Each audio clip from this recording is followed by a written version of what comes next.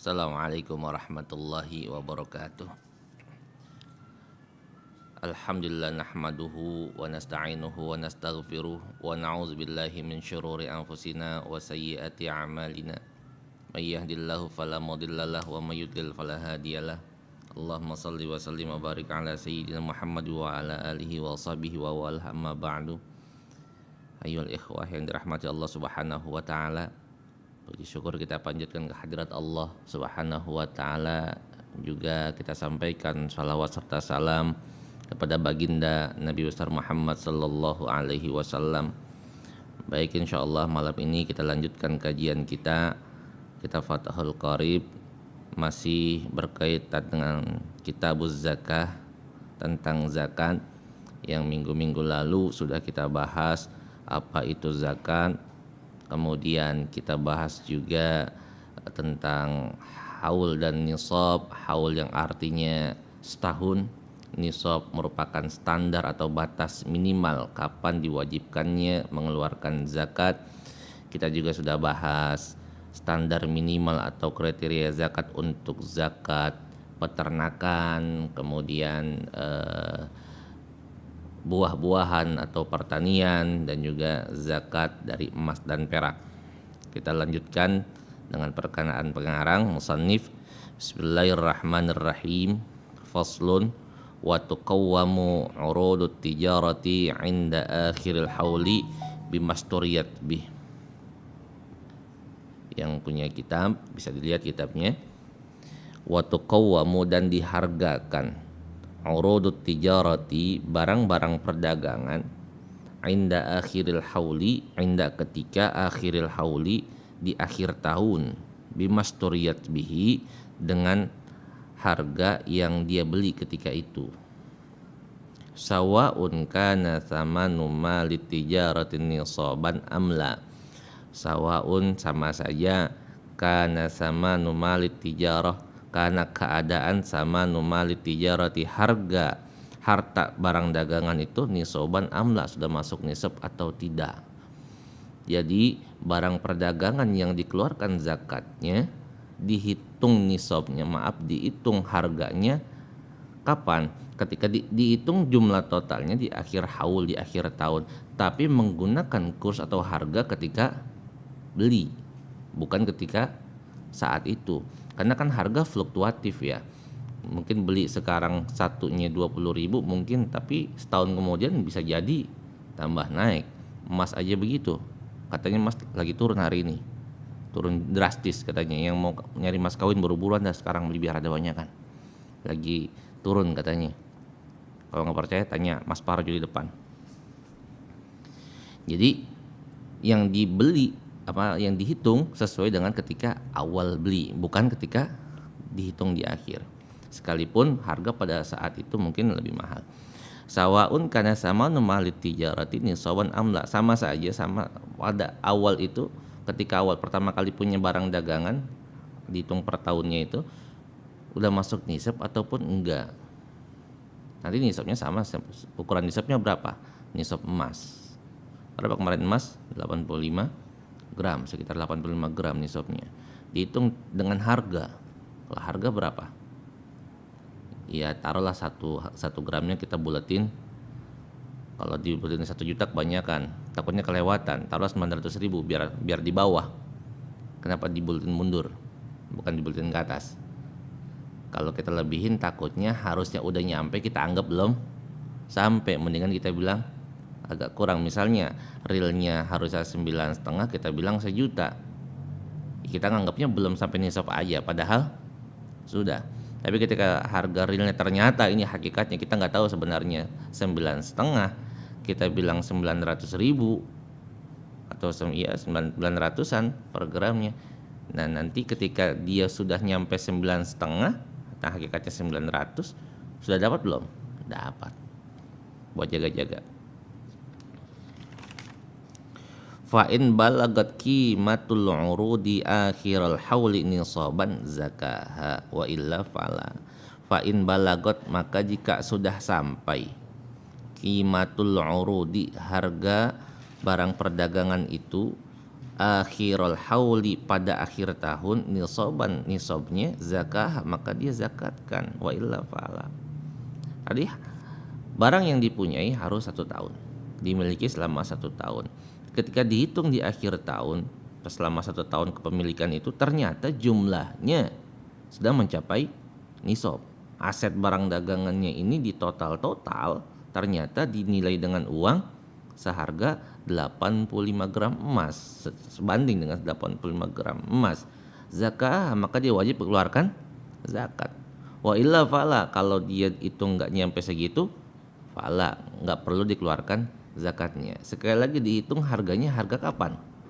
Harga ketika beli, bukan ketika saat itu. Beda kalau jual emas ya. Kalau jual emas dihitungnya kapan? Harga yang mana? Harga terakhir kita jual, bukan ketika kita beli. Kalau jual emas ketika harga beli, rugi kita. Kok ini enggak? Kalau kita ngikutin harga jual pada saat itu, kasihan muzakinya. Berarti yang dikeluarin lebih besar enggak? Lebih besar. Wa yakhruju min dzalika, dan dia keluarkan dari demikian itu ba'da bulugi qimati mali tijarati nisaban, ba'da setelah bulugi sampai qimati mali tijarah harga barang harta dagangannya nisaban nisabnya rubu'ul usyri minhu 1/4 dari 1/10 darinya. Jadi ketika sudah sampai batasan nisab ukuran 85%, taruh kita anggap 85 juta, dia punya barang dagangan yang sudah dimiliki selama 1 tahun, maka dia sudah punya kewajiban ngeluarin zakatnya berapa? Rubu'ul usyr, 1/4 dari 1/10 berapa? Lupa. Minggu lalu berapa? Gede banget masa 1/4 dari 1/10. Ngajinya tidur nih, 2,5%. Kan zakat emas berapa? 2,5%. Dikeluarkan 2,5% dari situ. Yang bahasa Arabnya rubu'ul usyr, 1/4 dari 1/10. Hitung aja 1/4 dari 1/10. Sama nggak dengan 2,5%? Sama. Jadi kalau misalkan uangnya ada 100 juta, harta dagangannya senilai 100 juta, 2,5% berapa? 100 juta 2,5% berapa? Dari 100, 25%-nya aja, 25%-nya aja 25 juta. Ke 2,5-nya, ya tinggal komain ke belakang, nolnya dihilangin, berarti 2.500.000. Dizakatin dari 100 juta zakatnya 2.500.000. Kapan ngeluarnya? Akhir tahun. Akhir zaman. Wa mastukhrija. Nah, ini cuma sampai situ doang tuh barang perdagangan tuh. Ya, dagang apapun, termasuk dagangan yang tadi di depan tuh. Nyampe kagak 100 juta? Enggak usah boro-boro. Kalau nyampe misalnya. Cuma ukurannya masalahnya kalau dia kata guru saya, kalau kita nunggu sampai kita punya uang seukuran nisab 85 gram emas, kapan punyanya kita? Sedangkan kita punya barang dagangan itu kan muter terus, nggak ngendep sampai 85 juta yang kita pegang selama 1 tahun. Ya mungkin kalau udah usahanya sukses, model-model yang punya franchise banyak ya bisa. Minimal 85 juta itu duit ngendep, aset yang ngendep. Ya model-model orang baru pemula mah ya jauh. UMKM-nya aja minta bantuan yang 2,4 juta ya jar ya. Turun kagak? Jadi kalau nggak nyampe ya ukuran kita mah sedekah aja dah. Berapapun keuntungan yang kita punya, sedekahin 2,5%. Zakat bukan, itu jatuhnya sedekah. Tapi insya Allah dengan sedekah yang dikeluarkan 2,5% dari apapun yang kita dapatkan, maka itu akan menarik rizki yang lain. Karena as-sadaqah tajlibur rizqa wa tadfa'ul bala. Dengan sedekah bisa menarik rizki, bisa menolak bencana, bisa menolak bala. Sedekahin, punya keuntungan berapa satu hari ini? Keuntungan 100.000, sedekahin 2.500 dah. Ya mungkin kalau kita sedekah 2.500 kedikitan, nunggu kumpul 1 minggu, lumayan jadi 25.000. Kasih sedekah buat orang-orang yang memerlukan. Insya Allah jadi berkah kita punya hidup. Harta yang kita dapatkan jadi berkah. Karena kebahagiaan seseorang bukan dari banyak hartanya, tapi dari keberkahan harta yang dia punya. Banyak orang yang hartanya banyak, tapi hidupnya kagak berkah, kagak tenang. Kenapa? Di situ ada hak orang lain yang dia nggak keluarkan. Kotoran, zakat itu kan kotoran. Kalau kotoran nggak dikeluarkan dari tubuh, penyakit nggak? Penyakit. Orang buang air ke belakang, buang hajat, itu kan kotoran yang dikeluarkan. Kalau saja itu kotoran nggak dikeluarkan, jadi penyakit. Jangan yang gede kayak gitu BAB, kentut aja kalau nggak dikeluarin, luar biasa. Makanya kalau orang kentut jangan diomelin, ucapin alhamdulillah, alhamdulillah. Apalagi kalau sekarang orang kentut nggak kecium baunya bahaya. Ada orang kentut nggak sih, nggak bau, dia kecium nggak bau, wah bahaya. Cek, swab, dia nggak bisa membedakan bau. Dan katanya diantara ciri-cirinya apa?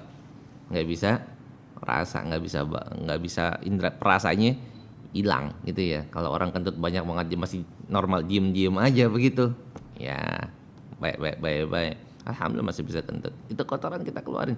Harta yang ada di tubuh kita, yang ada di harta kita, di situ juga ada kotoran yang harus kita keluarkan. Kita nggak keluarkan, nanti jadi penyakit buat harta-harta yang lain. Habis tentang zakat perdagangan. Wa mastukhrija min ma'adini dhahabi wal fiddati yakhraju minhu atau yukhraju minhu in balagha nisaban rub'ul usyri fil hali. Wa mastukhrija, dan sesuatu ustukhrija yang dikeluarkan, yang dituntut keluar atau yang dicari keluar, min ma'adini dhahabi dari tambang emas, wal fiddati dan perak, yukhraju minhu itu dikeluarkan darinya, in balagha nisaban kalau sudah nisab berapa, rub'ul usyri sama 2,5% fil hal pada saat itu. Kalau zakat peternakan, kambing, kemudian sapi, onta, dia harus 1 tahun. Perdagangan juga harus 1 tahun. Kalau pertanian kapan keluarin zakatnya? Kapan pertanian keluarin zakatnya? Ketika panen. Ketika yaumah hasadih, panen keluar nggak masih 1 tahun. Ketika panen langsung keluarkan zakatnya. Perdagangan tunggu 1 tahun haulnya. Barang tambang kapan zakatnya? Ketika didapat. Dia gali emas gitu, tambang emas, dapat emas, langsung dikeluarin zakatnya berapa? 2,5%. In kanal mustakhraju min ahli wujubiz zakati, kalau yang dikeluarkannya, atau in kanal mustakhriju, kalau yang mengeluarkannya, penambangnya itu min ahli wujubiz zakat, dari orang yang wajib ngeluarin zakat. Siapa? Orang Islam. Penambangnya orang Islam. Kalau orang kafir dia wajib ngeluarin zakat? Kagak. Dapatnya banyak Ustadz, ya tetep mau dia banyak kayak apa juga nggak bakalan wajib ngeluarin zakat kecuali dia Islam. Wal ma'adinu jam'u ma'din. Ma'adin ini secara bahasa, ma'adin itu bentuk plural dari ma'din, bisa ma'din bisa ma'dan.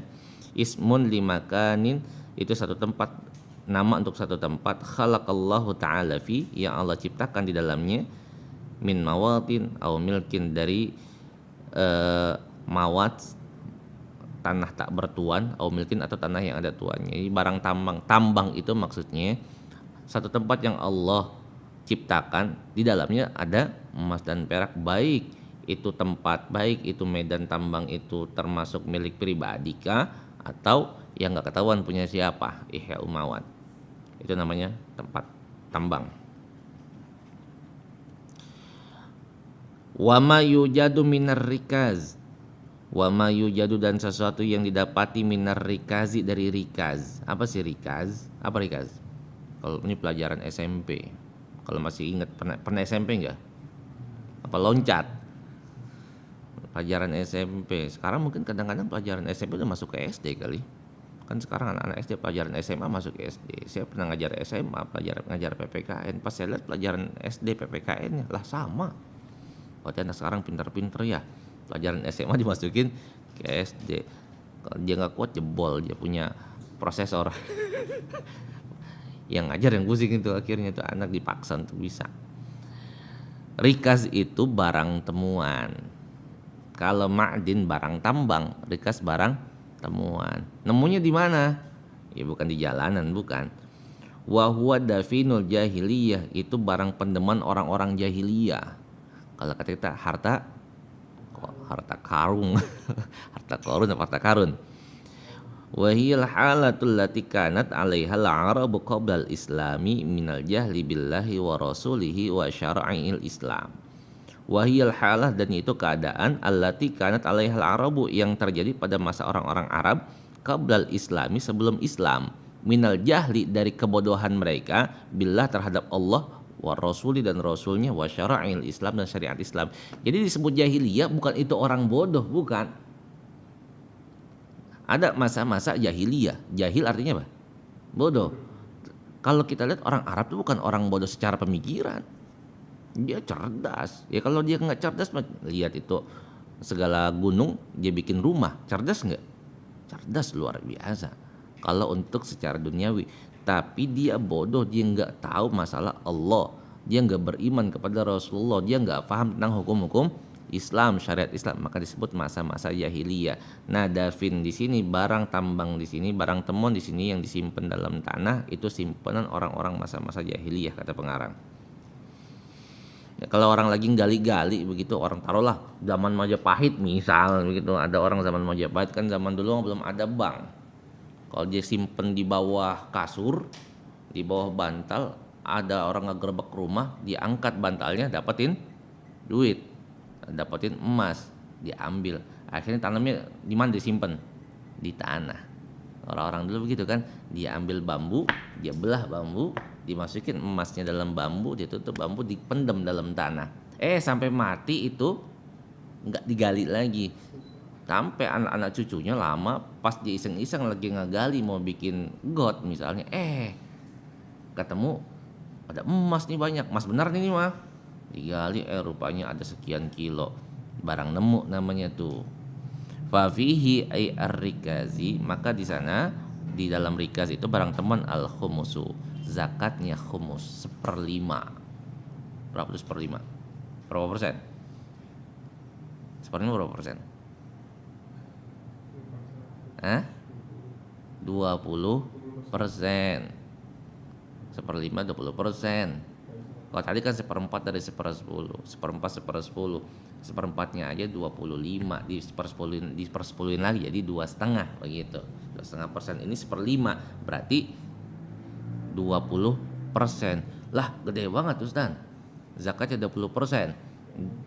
Iya bukan punya kita, namanya juga barang nemu. Ujuk-ujuk lagi gali ketemu 5 gram, iya zakat 1/5, berapa? 1 gram kita keluarin gitu. Wa yusrafu dan ditasarrufkan, disalurkan, wasarraf zakati, dengan tasarruf, dengan saluran zakat, alal masyhur, menurut pendapat yang masyhur. Wa muqabiluhu annahu yusarrafu ila ahlil khumusil madhkurina fi ayatil fai.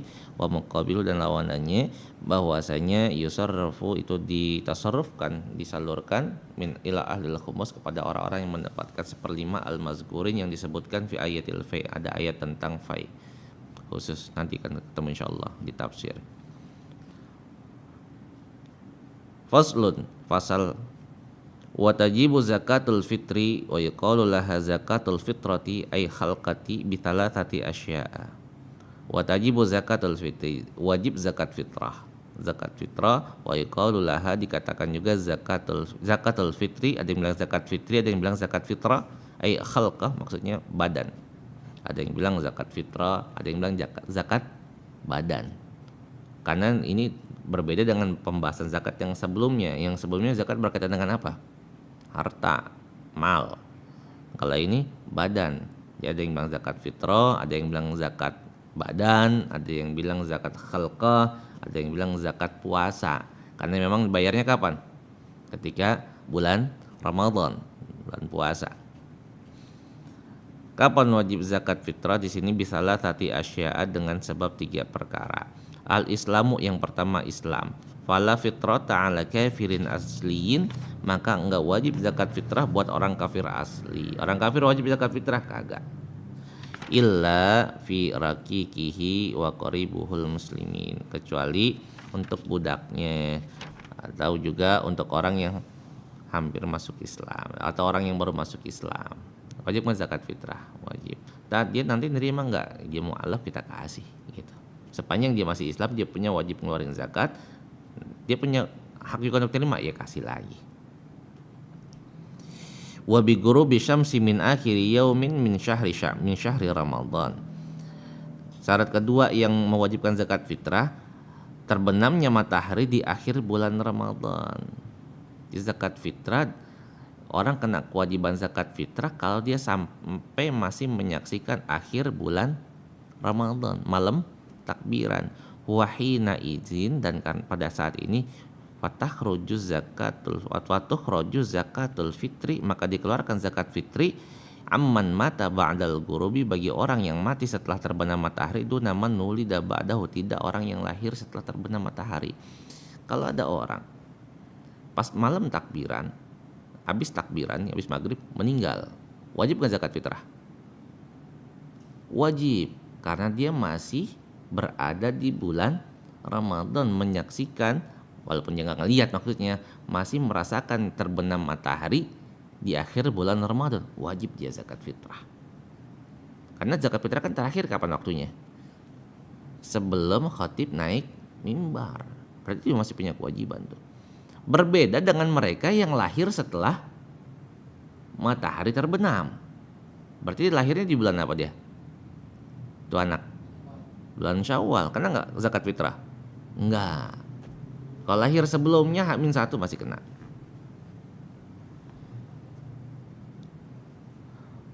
Wa wujudul fadli, dan dia punya kelebihan, wa huwa yasaru syakhsi bima yafdulu an qutihi wa quti'iyalihi fi dzalikal yaum. Bahwa, dan yaitu yang dimaksud punya kelebihan harta, yasaru syakhsi, kemudahan seseorang, bima yafdulu, dengan harta yang lebih, an qutihi, dari makanan pokoknya, wa quti'iyalihi, dan makanan keluarganya, fi dzalikal yaum, pada hari itu, maksudnya yaumil id, yaumi idul fitri, pada hari idul fitri, wa kadza lailatuhu aidan, begitu juga malamnya.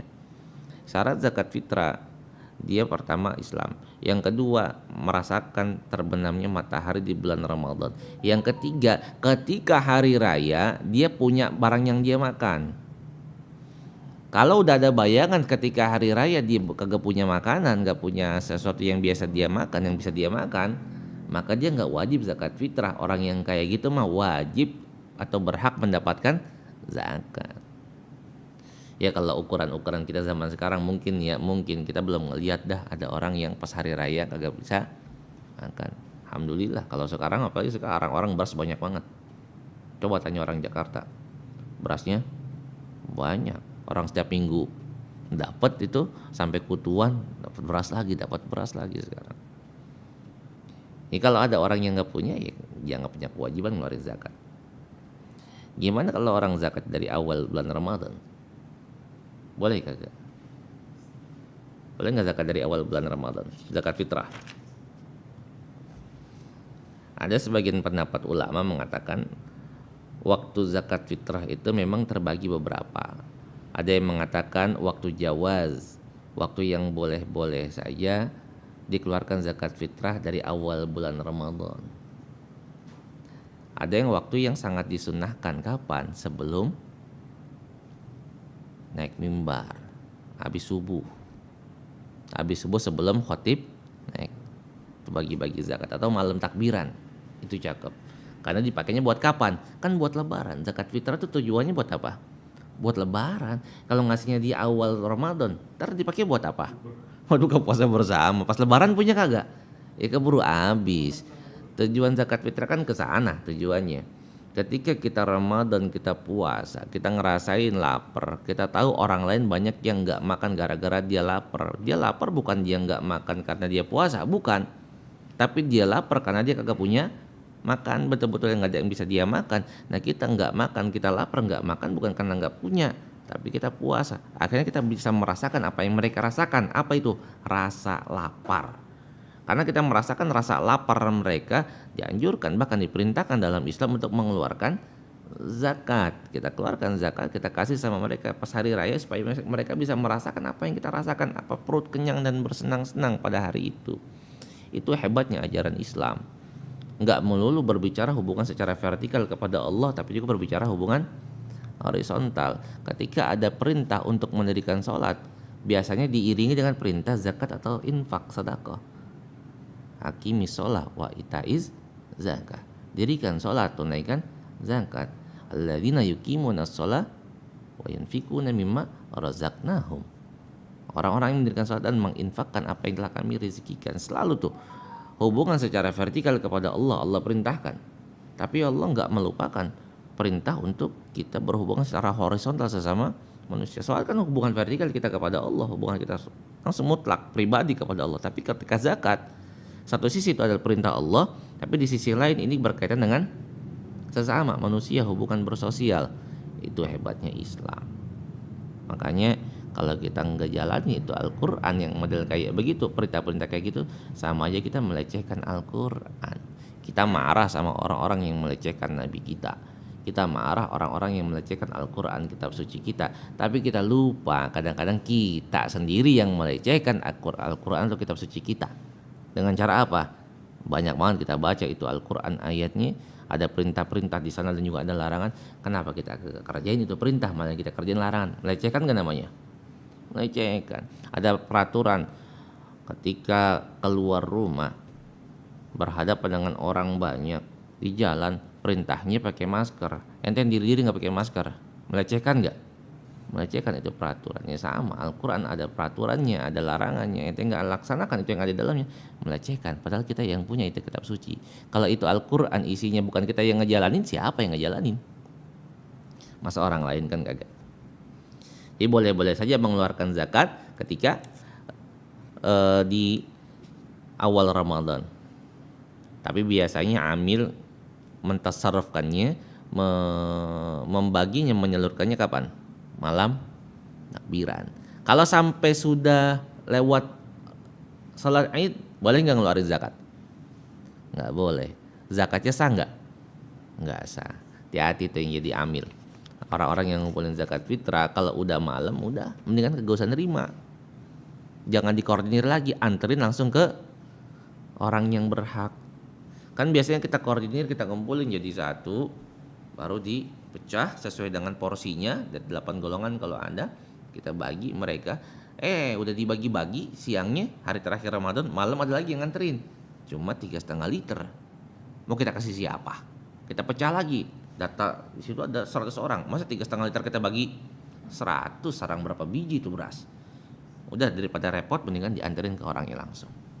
Kita arahkan gitu. Jangan ditungguin lagi. Itu ntar buat amil Ustadz, dikumpulin semua berapa karung amil bawa pulang. Emang zakat fitrah pakai al-sobah? Enggak ada istilah al-sobah buat zakat fitrah. Selanjutnya wa yuzakki syakhsu an nafsihi wa amman talzamuhu nafaqatuhu minal muslimin. Wa yuzakki, dan mengeluarkan zakat asyakhsu seseorang, an nafsihi untuk dirinya, wa amman, dan untuk orang, talzamuhu nafaqatuhu minal muslim, yang lazim atau wajib memberikan nafkahnya dari orang-orang muslim. Orang ngeluarin zakat buat siapa? Buat dirinya sendiri dan orang-orang yang tanggungannya buat dia. Seorang suami yang menjadi tanggungan suami siapa? Istri dan anak-anaknya. Yang ngeluarin zakat buat istri dan anak-anaknya siapa? Si suami. Punya kewajiban. Fala yalzamul muslimu fitrata abdin, dan maka enggak lazim, enggak wajib orang muslim mengeluarkan zakat fitrah buat hambanya, buat budaknya, wa qarib, dan kerabatnya, saudaranya dikeluarin zakat gitu, saking baiknya sama saudaranya. Saya mau zakat, ntar gue bayarin, gue traktir zakatnya. Traktir zakat itu enggak punya kewajiban. Kalau mau mendingan kasih aja uangnya. Pengen zakat enggak punya, nih gue kasih dulu, beli beras buat lu sendiri. Yang kita kasih apa? Duitnya. Ntar zakat buat nih siapa? Ya buat dia aja. Dia ngeluarin zakat sendiri. Kita nggak punya kewajiban untuk ngeluarin zakat dia. Tapi kalau anak istri kita beli beras, kita keluarin zakatnya untuk kita dan buat orang-orang yang ada kewajibannya untuk kita, anak dan istri. Wa zaujat fala yalzamul muslimu fitrata 'abdin wa qaribin wa zaujatin kufarin, istri yang kafir. Dulu kali masih ada orang muslim yang nikah sama perempuan yang non muslim. Kalau laki-laki muslim nikah dengan non muslimah, boleh apa kagak? Boleh kagak? Munakahat jadinya nih. Dulu saya bikin satu makalah judulnya pernikahan muslim dengan musyrikat, muslim dengan muslimah, ada di blog saya, blog zaman dulu tahun 2009 saya bikin. Tahu masih hidup apa kagak itu blog? Dulu belum ada blogger saya bikin diri. Kalau perempuan muslimah nikah dengan non muslim jelas haram. Tapi kalau muslim nikah dengan non muslimah, hukumnya ikhtilaful ulama. Mayoritas kalau sekarang kita pukul rata dah, nggak boleh.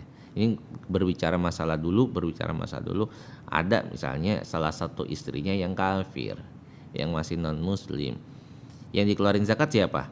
Istrinya yang muslim saja, yang muslimah saja, yang non muslimah jangan, nggak usah. Wa in wajabat nafaqatuhum, sekalipun dia wajib berikan nafkah, kan istrinya tetap dikasih nafkah enggak? Dikasih, tapi enggak wajib ngeluarin zakat. Buat dia kenapa? Kan orang kafir mah enggak wajib ngeluarin zakat.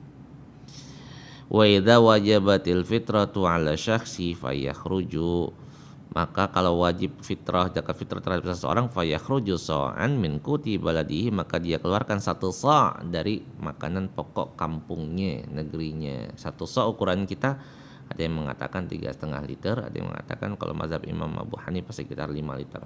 Yang masyhur di kita 3,5 liter itu makanan pokok tempat itu. In kana baladian, kalau itu satu negeri. Fa in kana fil baladi aqwatun, kalau di dalam negeri itu, di kampung itu ada beberapa makanan pokok, ghalaba ba'duha, yang bisa mendominasi sebagiannya, wajibal ikhraju minha, wajib tetap dikeluarin. Misalnya satu negeri ini makanannya bukan cuma nasi apa beras? Diulang lagi.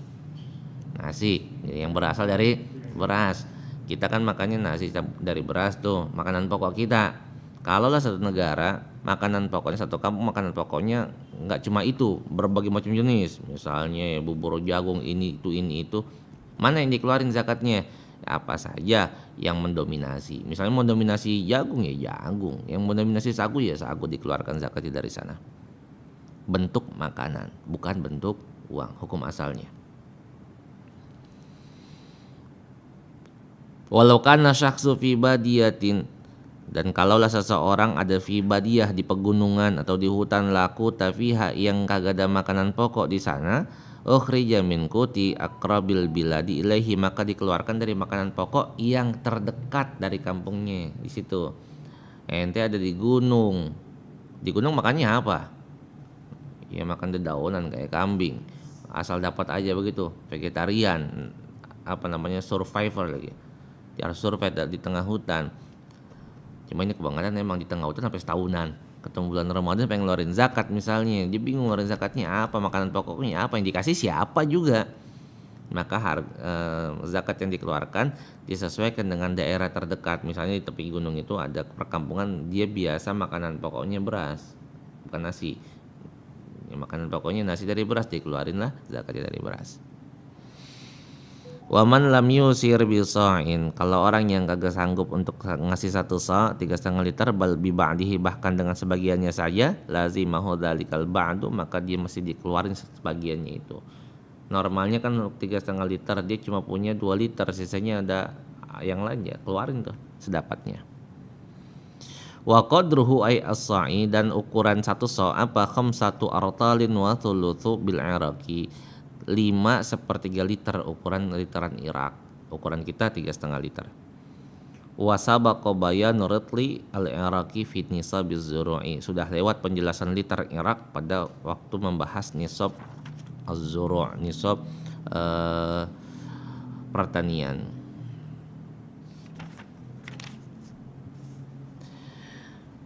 Faslun, satu fasal. Wa tudfa'u zakatu ilal asnafi thamaniyatil ladzina dzakarahumullahu ta'ala fi kitabihil aziz fi qoulihi ta'ala innamas shadaqatu lil fuqara'i wal masakini wal 'amilina 'alaiha wal mu'allafati qulubuhum wa fir riqabi wal gharimina wa fi sabilillahi wa ibnis sabil.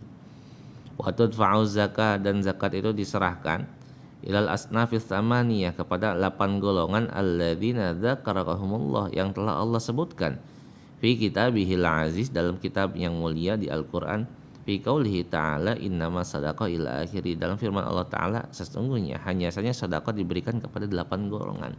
Dengan kata lain, di luar 8 golongan ini andai kata sedekah dikasih ke sana, sah enggak tuh zakatnya? Sah enggak? Kagak sah.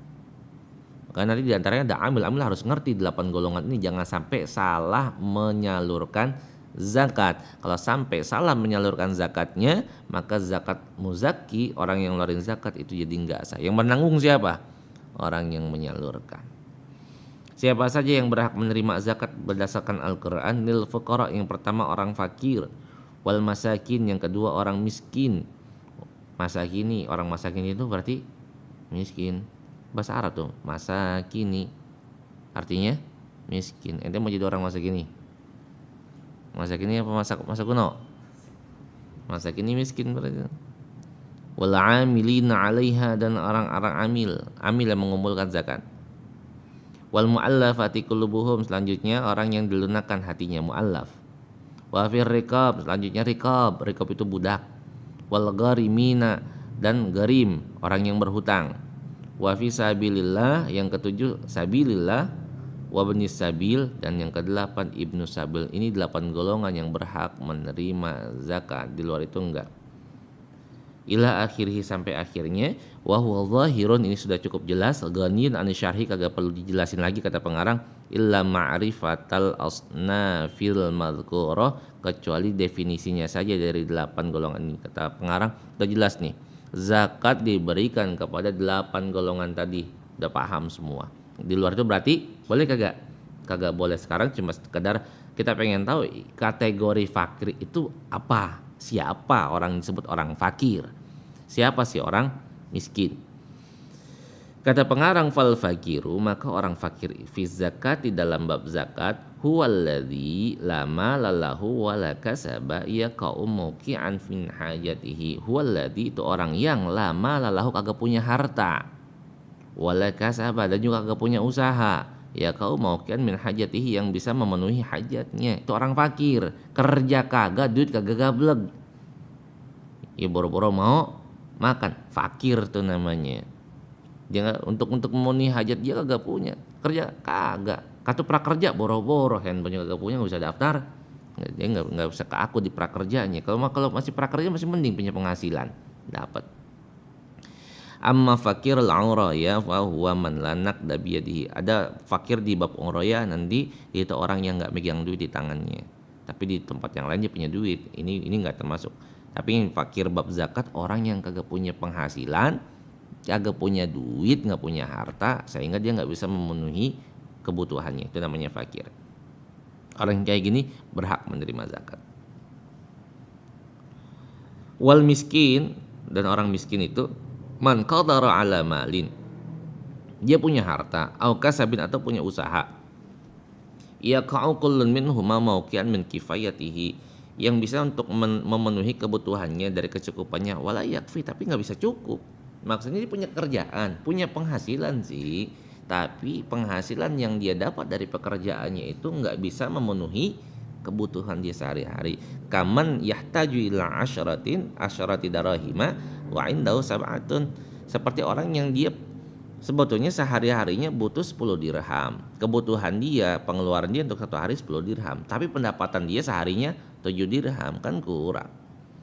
Orang pengeluaran satu hari, misalnya kehidupan kita Jabotabek, sehari itu minimal 100 ribu misalnya. Dia punya penghasilan seharinya 50 ribu, cukup kagak? Kalau ngeliat kayak gitu kan kagak cukup. Nah itu termasuk kategori orang miskin. Boleh nggak ngeliat diterima zakat? Boleh. Sedih banget ya kalau dapat penghasilan kurang dari segitu. Tapi kalau kita niatnya karena Allah, kehidupan berkeluarga yang apapun bentuknya, kemudian hartanya sedikit kayak begitu, kalau kita ikhlaskan karena merasa cukup aja tuh, ya cukup aja. Kita kan yang pengen berkah, walaupun sedikit tapi berkah. Nah, keberkahan itu yang mengakibatkan keluarga jadi harmonis. Kan cakep kalau kata Bang Haji Mali, tahu Mali yang temennya Bolot. Saya habis ngeliat di YouTube, kata dia apa? Quotes-nya keren tuh. Oh, nyari bini mah biar jelek asal cakep. Ya, coba gimana? Nyari bini biar jelek asal cakep.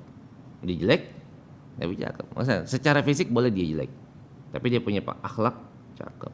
Ketika suaminya kerja seharian ngojek pulang dapat duit berapa aja, dia bilang alhamdulillah bang. Dapat duit 100.000 satu hari, alhamdulillah. Penghasilan kebutuhannya sehari 100.000, masih alhamdulillah. Bawa pulang duit 50.000, dia bilang, bininya bilang tetap alhamdulillah. Enggak dapat apa-apa, alhamdulillah abang masih pulang. Itu namanya bini yang cakep akhlaknya. Nah, kalau yang bini yang rada bejat dikit, bagaimana ke cari biar dapat duit? Nah, ini gak bener dah tuh. Akhirnya lakinya yang potong kompas, pikirannya macam-macam, dia nyolong dah. Ya, yang nge-Grab, yang driver dia pasang tuyul di mana-mana dah. Nah, supaya dapat duit. Nah, ini nggak boleh, nggak berkah hidupnya. Kalau orang yang beriman, dia punya iman, punya sifat qanaah, berapa juga dia terima. Kayak ada cerita katanya luar biasa. Kalau ini sih jarang banget kita temuin. Suami istri, kalau suami istrinya ini beriman sama Allah, sifat qanaahnya kuat, tawakalnya kuat, lakinya pulang bawa berapa aja dia terima. Satu ketika si suaminya pulang bawa duit, emang makanan kagak ada, gas habis, masak bingung pakai apa, gasnya kagak. Dia pulang si suami habis ngojek dapat cuma duit 7.000, makan buat hari itu kagak ada. Awalnya bawa duit 7.000, girangnya luar biasa bininya, alhamdulillah bang pulang, ini saya udah bawa duitnya, alhamdulillah 7.000. Alhamdulillah dapat 7.000. Buat apa 7.000 coba? Tapi tuh bini karena dia beriman kepada Allah, sifat qanaahnya tinggi, dia nggak ngerong sama lakinya. Udah nggak apa-apa bang, alhamdulillah masih ada. Ya lakinya kerja lagi, ngojek lagi, siang-siang panas-panas, bininya ngolah makanan di rumah. Wayanya pulang makan, lakinya pulang, dia buka tudung saji, ada makanan, kaget, masya Allah, luar biasa bini gua. Ada makanan. Ya cuma kemarin tadi kan awalnya cuma seberas-beras, ini ada lauknya nih. Wah rupanya ada pecak oncom. Wah luar biasa, tahu pecak oncom. Bingung lakinya, duit dari mana lu? Lu minjem apa ngutang sama tukang sayur? Kan kagak boleh ngutang, gak dikasih ngutang sama lakinya. Enggak bang, kan tadi abang pulang bawa rezeki, bawa duit. Lah segitu. Saya pakai rumus 34 bang. Apa tuh rumus 34? 3.000 saya beli cabai bawang, 4.000 saya beli oncom 2 papan. Lalu masanya pakai gasnya dari mana? Kan gas kagak ada. Kebetulan di belakang rumah ada yang lagi nabun. Tambus aja di atas tabunan. Orang qanaah tuh. Cuma jarang kayak begitu. Biasanya kita pada berantem cuma gara-gara duit.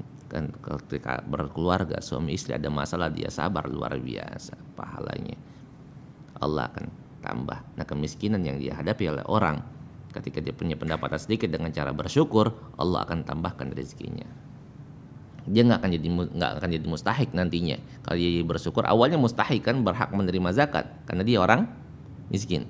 Dia punya penghasilan pada saat itu nggak cukup untuk hari itu, miskin dia, berhak dia menerima zakat. Tapi kalau dia tetap bersyukur, apa yang dia punya, apa yang dia dapat dari Allah Subhanahu wa taala, nanti Allah akan tambah. La in syakartum la azidannakum, akan ditambah rezekinya. Ketika rezekinya sudah bertambah, dia berubah posisi, bertransisi dari mustahik berubah menjadi muzakki, orang yang mengeluarkan zakat. Makanya kalau kita berdoa jangan jadi orang kaya doanya, jadi orang yang ngeluarin zakat. Ya Allah, jadikan saya orang-orang yang selalu mengeluarkan zakat. Kalau jadi orang kaya belum tentu ngeluarin zakat. Banyak orang kaya, banyak ngeluarin zakat nggak dia? Belum tentu. Tapi kalau orang ngeluarin zakat, udah pasti nggak kaya. Karena di antara syarat zakat ya harus ada hartanya. Kagak mungkin orang zakat kagak punya harta. Kita doanya, ya Allah jadikan saya orang yang senantiasa mengeluarkan zakat. Jangan jadi orang kaya. Guru saya ngajarin gitu tuh. Jadi kita ngeluarin zakat terus.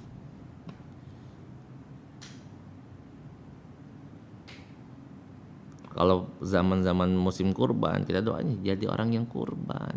Jangan nungguin kurban mulu, sekali-kali kita yang berkurban. Nah, guru saya sempat meledek pernah, jadi ustadz mah jangan modal golok doang, motongin doang maksudnya. Ya ente juga sekali-kali ngorban apa? Jangan modal golok doang begitu. Korban juga, kita ikut kurban. Wal amil. Siapa sih amil? Man ista'malahul imamu ala akhdhi sadaqati wa daf'i hali mustahiqiha. Yang dinamakan amil, orang yang ditunjuk oleh imam, oleh pemimpin untuk mengambil zakat dan menyalurkan kepada mustahiknya, itu amil. Berarti yang nentuin amil siapa? Pemerintah, bukan kita. Bikin amil di masjid, itu mah panitia, bukan amil. Amil itu kalau ngeliat di fikih harus ada SK dari pemerintah. Makanya ada LAZ, lembaga amil zakat. Nah biasanya yang di bawah itu cuma sekedar penyalur saja. Penyalur. Biasanya kan dilaporkan datanya ke LAZ atau ke Baznas, nanti mereka kan turunin ke bawah, kita yang menyalurkan. Dan orang-orang amil tadi saya katakan harus paham betul untuk masalah zakat, untuk masalah fikih ini khususnya bab zakat. Jangan sampai dia salah untuk mentasarrufkan zakatnya, jangan sampai dia salah untuk menyalurkan zakatnya. Kalau salah menyalurkan zakat orang enggak sah, kasihan. Wal mu'allafatu qulubuhum, selanjutnya mu'allaf. Siapa sih mu'allaf? Wahum arba'atu aksamin, sebetulnya ada 4 jenis mu'allaf. Ahaduha, salah satunya mu'allafatul muslimin, orang muslim yang mu'allaf, orang baru masuk Islam. Wa huwa man aslama, orang yang baru masuk Islam. Wa niyatuhu dha'ifatun, niatnya atau keimanannya lemah. Fa yuta'allafu, maka dia dilunakkan bidafi zakatilahu, dengan menyerahkan zakat kepadanya. Mu'allaf ada 4 jenis, di antaranya orang yang baru masuk Islam, keimanannya masih lemah, supaya dia enggak balik lagi ke agama yang lama, dikasihlah dia harta zakat supaya dia enggak balik lagi ke agama yang lama. Wa baqiyatul aqsami mazkuratun fil mabsutat, sisanya bagian-bagian mu'allaf yang lain ada di kitab-kitab yang lain. Ini masih panjang, nanti kita lanjutkan. Wa fir riqab wa hum al-mukatabuna kitabatan sahihatan. Nanti ada penjelasan riqab itu apa, gorim itu apa, kemudian ibnu sabil itu apa, sabilillah itu apa. Kan kita taunya sabillah cuma orang perang. Ibnu sabil siapa? Kita taunya orang yang dalam perjalanan saja. Tapi lebih spesifiknya apa? To be continued. Insyaallah minggu depan kita akan sambung sekali lagi bab zakat. Di tengah-tengahnya mungkin kita akan sambung ke bab puasa insyaallah. Wallahu a'lam bishawab. Wassallallahu ala Muhammad wa alihi wasallam. Alhamdulillahirabbil alamin. Wassalamualaikum warahmatullahi wabarakatuh.